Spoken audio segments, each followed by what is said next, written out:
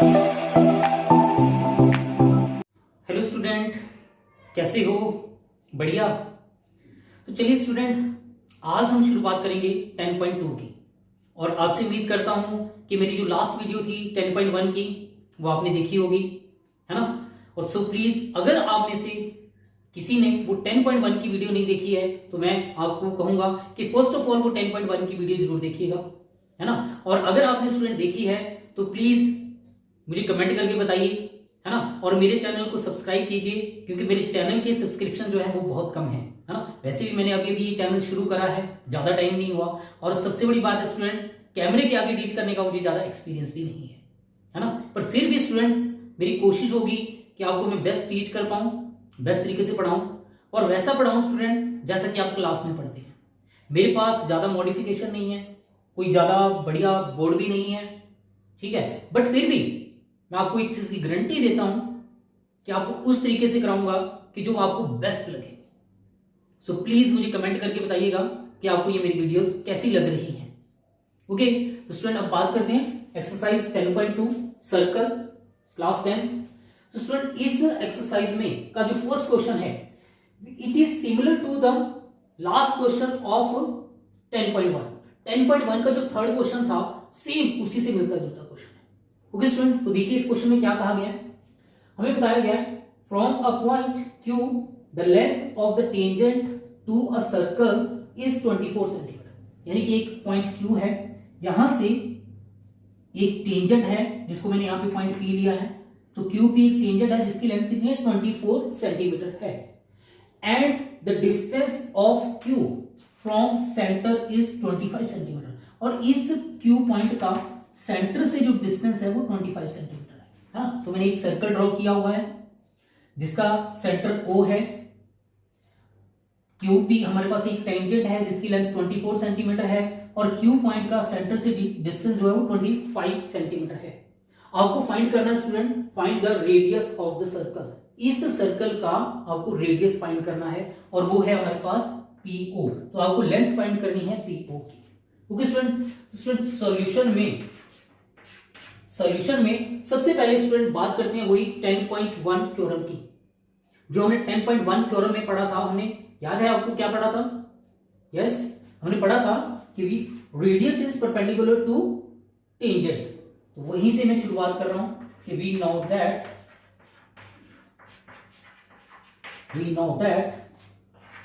Radius is perpendicular to tangent. Okay student, और student एक बात और आपसे कहना चाहता हूं, जैसे कि आप जानते भी हैं कि मेरा जो पढ़ाने का तरीका है ना स्टूडेंट, वो वैसा है जैसा कि आपको फाइनल एग्जाम में लिखना है। यानी कि मैं समझाते समय कोई भी शॉर्टकट नहीं लगाता, कोई भी शॉर्टकट नहीं अपनाता।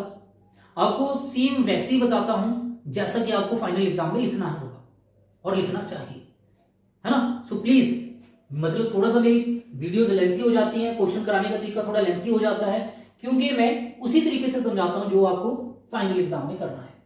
तो चलिए बात करते हैं। We know that radius is perpendicular to tangent. तो यहां पे मुझे बताने की जरूरत नहीं है कि क्या है। QP is tangent and OP is radius. तो therefore QP is perpendicular to OP। Okay, तो now in triangle QPO, angle P is equal to 90 degree, है ना? तो या देयरफॉर लिख सकते हैं आप, देयरफॉर एंगल P क्या होगा? 90 डिग्री होगा। And by using Pythagoras theorem, you know that what is Pythagoras theorem? The square of hypotenuse is equal to the square of perpendicular plus square of base.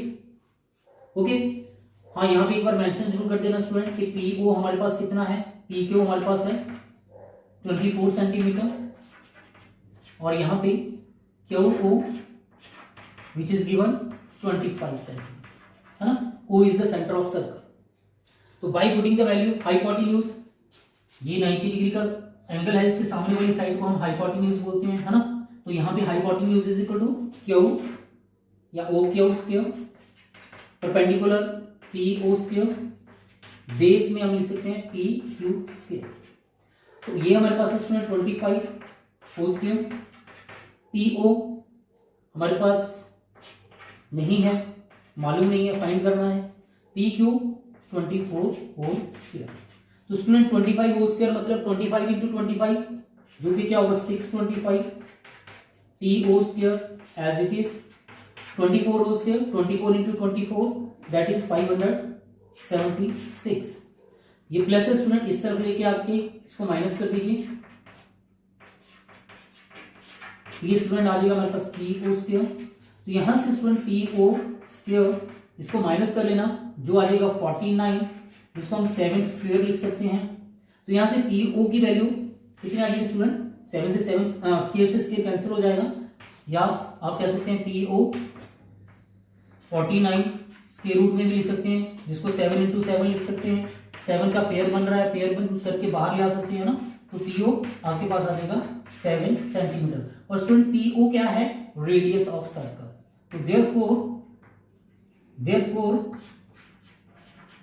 radius of circle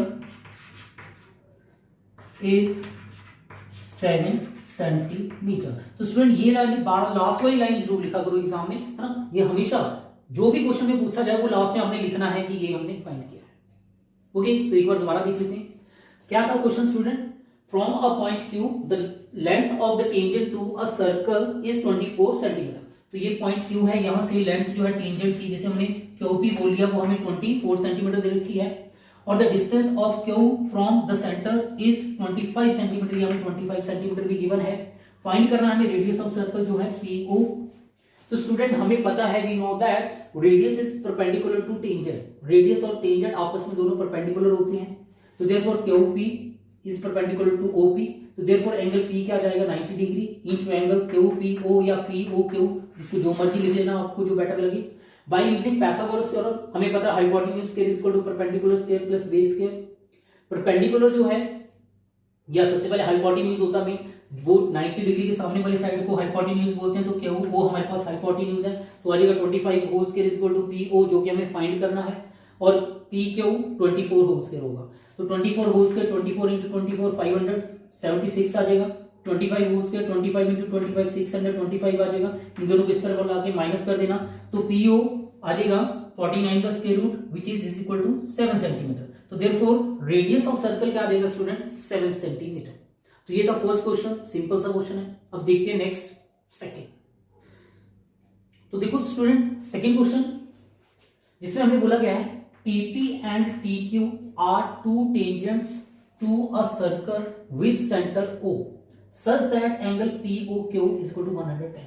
तो ध्यान से देखिए student, यहाँ पे TP and TQ क्या है, ये are two tangents to a circle with center A O। ये O क्या है, सेंटर है स्टूडेंट सर्कल का। such that angle POQ हमें ये वाला एंगल स्टूडेंट कितना है 110 डिग्री दे रखा है। ओके, और फाइंड करने के लिए क्या बोला हमने student, then find angle PTQ। Angle PTQ मतलब आपको ये वाला एंगल स्टूडेंट फाइंड करना है, ये वाला एंगल PTQ आपको फाइंड करना है। तो स्टूडेंट क्या करें, कैसे फाइंड करें।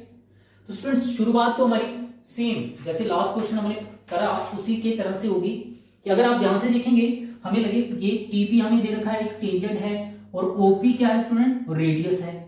यहाँ पे TQ क्या है स्टूडेंट, टेंजेंट, और OQ क्या है, रेडियस, है ना। और बात हुई थी कि radius is perpendicular to tangent. अब उल्टा भी बोल सकते हैं, tangent is also perpendicular to radius, तो बात एक ही है। तो वहीं से शुरुआत होगी कि we know that radius is perpendicular to tangent. Radius is perpendicular to tangent.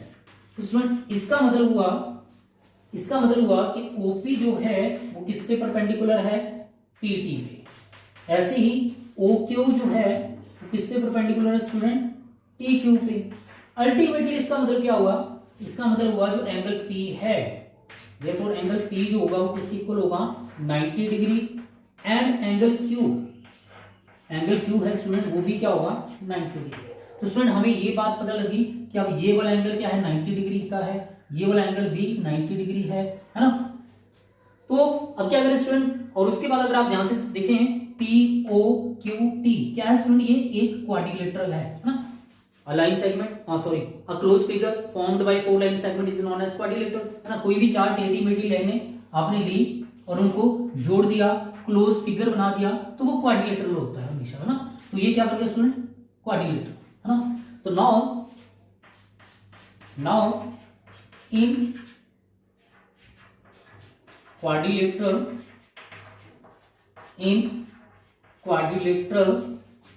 POQT में क्या होगा, bye angle sum property of quadrilateral, angle sum property of quadrilateral वो आपको पता है कि नहीं, पता है ना, होशियार बच्चों यार आप लोग, है ना।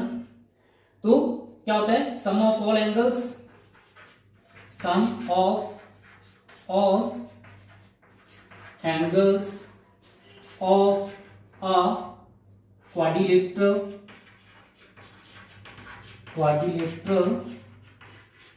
इज 360 डिग्री, है ना।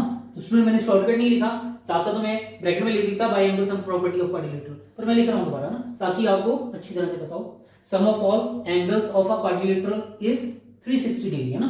तो इसका मतलब हो गया, तो देयरफॉर एंगल चाहे P है, चाहे O लिखो, चाहे उसको POQ लिखो, है ना, एक ही बात होती है, O और POQ एक ही चीज है, चाहे Q लिख दो, चाहे उसको भी आप OQT भी पढ़ सकते थे, प्लस T लिख दो, चाहे उसको आप PTQ लिख दो, एक ही बात है। इन सबका सम क्या होगा स्टूडेंट 360 डिग्री। और अगर हम ध्यान से देखें स्टूडेंट, P मुझे पता है, POQ मुझे पता है, इवन Q मुझे पता है, बस ये रह गया, अब निकल जाएगा, है ना। तो P की वैल्यू 90 डिग्री, ये है 110, और स्टूडेंट ये भी 90 डिग्री। अब ये पता नहीं है, इसको तो ऐसे ही रहने दीजिए, है ना। तो बहुत इजी 8th क्लास का क्वेश्चन है ना, ये 8th क्लास में पढ़े हैं आपने ऐसे क्वेश्चन, इनको ऐड कर लेना। ये आ जाएगा 200 plus 90 290 plus angle PTQ is equal to 360। तो यहां से स्टूडेंट PTQ की वैल्यू क्या आ जाएगी, वो आ जाएगी हमारे पास 360, 290 उस तरफ जाके माइनस हो जाएगा, 290 माइनस कर देना, तो इज इक्वल टू में 70 डिग्री आपका आंसर आ जाएगा, है ना। इजी सा क्वेश्चन है, मुश्किल तो नहीं है ना बिल्कुल भी। दोबारा बस मेन चीज स्टूडेंट याद रख लेना कि क्या होता है, radius is perpendicular to tangent, radius is perpendicular to tangent, क्योंकि PT ये TP कह लो is tangent OP radius, TQ tangent OQ radius, है ना। तो ये दोनों आपस में परपेंडिकुलर, कहने का मतलब एंगल P भी 90 डिग्री, Q भी 90 डिग्री, ये हमें पता है, ठीक है। तो by angle sum property of quadrilateral the sum of all angles of a quadrilateral is 360 degree, उसमें वैल्यूज पुट कर दीजिए, आपका एंगल PTQ निकल कर आ जाएगा 70 डिग्री, जो कि आपका आंसर है। ओके स्टूडेंट, तो स्टूडेंट इस वीडियो में मैं सिर्फ आपको 2 ही क्वेश्चन समझा रहा हूं, अगली ही वीडियो में मैं आपके लिए नेक्स्ट क्वेश्चन लेकर आता हूं। Okay, thank you.